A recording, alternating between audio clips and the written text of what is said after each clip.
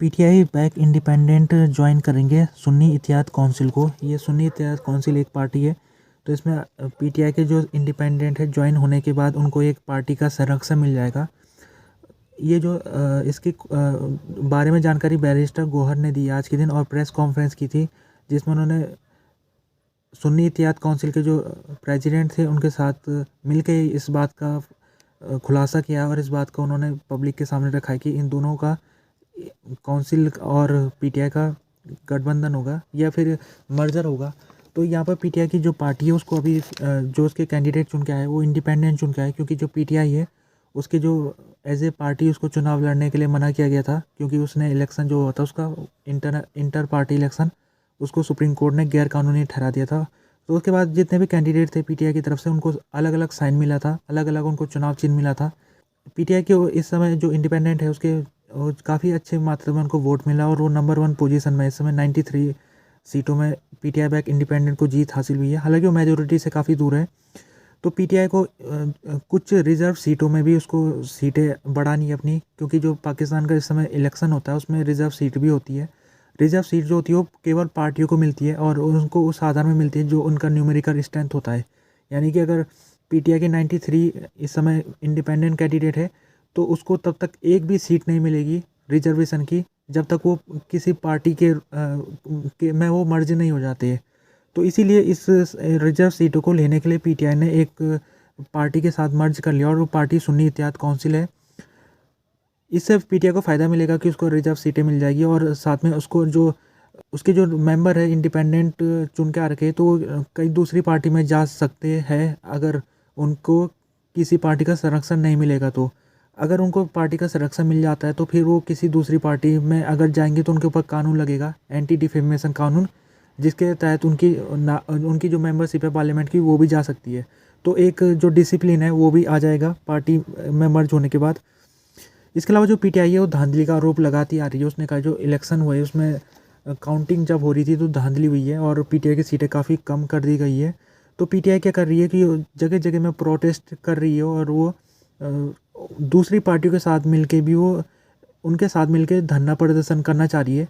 और केवल एकमात्र पीटीआई नहीं है जो धांधली का आरोप लगा रही है, कई पार्टी है जैसे जमात इस्लामी हो गई और इसके अलावा अवामी नेशनल पार्टी हो गई, बलूचिस्तान की कुछ पार्टी है, खैबर पख्तूनख्वा की भी कुछ पार्टी है। तो ये जो पार्टी है छोटी छोटी पार्टी है पीटीआई के मुकाबले, लेकिन इनका भी कहना है कि ये जो इलेक्शन है इसमें धांधली हुई है। कराची से भी बड़ी बड़ी पार्टी है, जो सिंध की पार्टी है GDA party, grand democratic alliance, उसने भी कहा धांधली हुई है। तो पीटीआई इन सब के साथ मिलके इनके नेताओं के साथ मिलके वो एक रोड मैप बना रही है कि आने वाले समय में किस प्रकार से सबको कोऑर्डिनेट करना पड़ेगा आपस में और एक इस तरह से पेश करना पड़ेगा कि इलेक्शन को फिर से इसमें रिकाउंटिंग होनी चाहिए। तो वो तभी हो सकता है जब ये प्रेशर बनाए।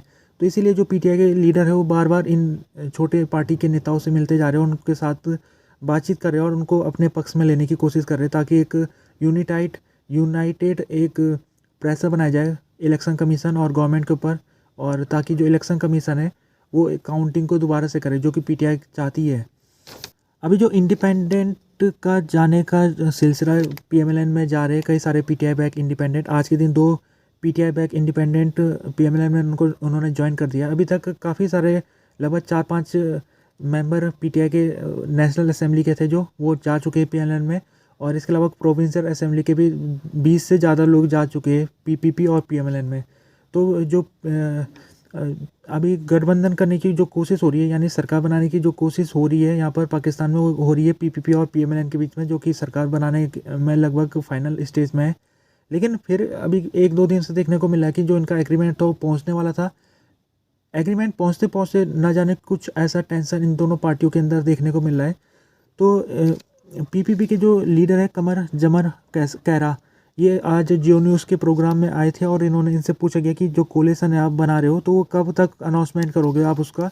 तो इन्होंने कहा कि फरवरी 27 और 28 तारीख तक फाइनल हो जाएगा ये, और 29 तारीख को बुलाया गया नेशनल असेंबली का सेशन। तो 29 फरवरी को नेशनल असेंबली की जो प्रोसीडिंग है वो शुरू हो जाएगी और उसके बाद फिर इलेक्शन जो प्राइम मिनिस्टर है उसको भी पार्लियामेंट में चुना जाना है, स्पीकर को भी चुना जाना है। तो उससे पहले एग्रीमेंट हो जाना चाहिए तो उन्होंने कहा हम 1 दिन या 2 दिन पहले 27 या 28 तारीख को फरवरी को एग्रीमेंट कर देंगे। तो ये इतने देरी क्यों है, क्योंकि आज तो 20 तारीख है, तो 7-8 दिन क्यों लग रहे हैं इनको? वो इसलिए लग रहे हैं क्योंकि कुछ कोलिशन में ऐसी चीज़ें जो अभी तक क्लेरिफाई नहीं हुई है। और कल बिलावल भुट्टो ने भी कुछ खुलासा किया था, और खुलासे में उन्होंने कहा था कि जो PMLN है, बिलावल भुट्टो को उन्होंने ऑफ़र दिया था प्राइम मिनिस्टर बनने का 3 साल के लिए। तो बिलावल भुट्टो क्योंकि PPP पार्टी से आते हैं, तो उन्होंने कहा मैंने इसको मानने से इनकार कर दिया, और मैंने कहा कि मैं नहीं बनूंगा प्रधानमंत्री, मैं तभी बनूंगा जब मेरा मेजोरिटी आ जाएगी।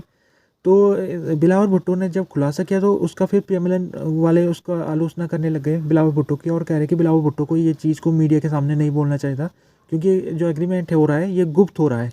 इसकी जो बातचीत जो हो रही है उसको इस तरह से पब्लिक और मीडिया के सामने नहीं बोलना चाहिए।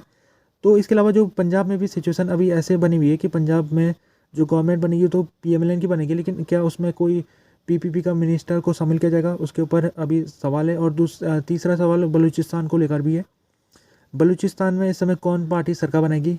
PPP वाले दावा कर रहे हैं कि हमारा यहाँ पर चीफ मिनिस्टर बनेगा और हमारी सरकार बनेगी, जबकि जो PMLN है वो कह रही है कि हमारे लीडरशिप में यहाँ बलूचिस्तान में सरकार बनेगी।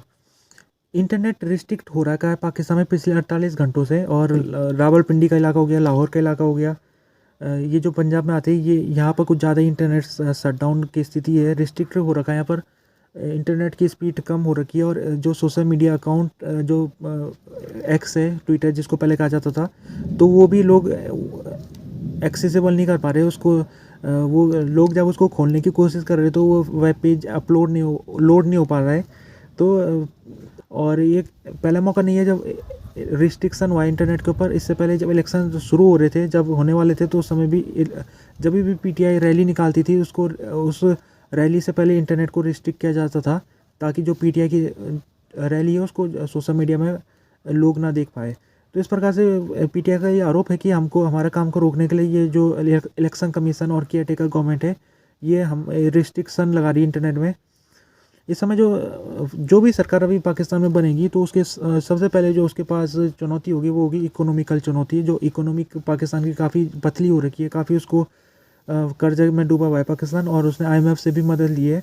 तो IMF ने उसकी मदद की है, लेकिन अगर जो स्थिति पाकिस्तान में वॉलेटिलिटी बनी हुई है, कोई भी कोलिशन गवर्नमेंट आती है तो उसका जो स्टेबिलिटी है उसके ऊपर खुद ही सवाल होगा कि वो कितने समय तक टिक पाएगी। तो इसी वजह से जो IMF है वो डील उसको आगे भी बढ़ानी है अगर पाकिस्तान को, तो उसको एक पॉलिटिकल स्टेबिलिटी देनी पड़ेगी, जो कि इस समय बिल्कुल नज़र नहीं आती है।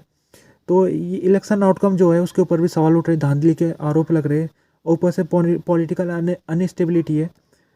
तो इन चीज़ों का असर पड़ेगा IMF की डील के ऊपर, और हो सकता है कि IMF डील के लिए तैयार ना हो। अगर डील के लिए तैयार नहीं होता IMF, तो पाकिस्तान के पास पैसा नहीं आएगा, पाकिस्तान के पास पैसे नहीं होगा तो पाकिस्तान बैंकरप्ट हो सकता है, दिवालिया हो सकता है। ये फिच की रिपोर्ट में आज कहा गया है।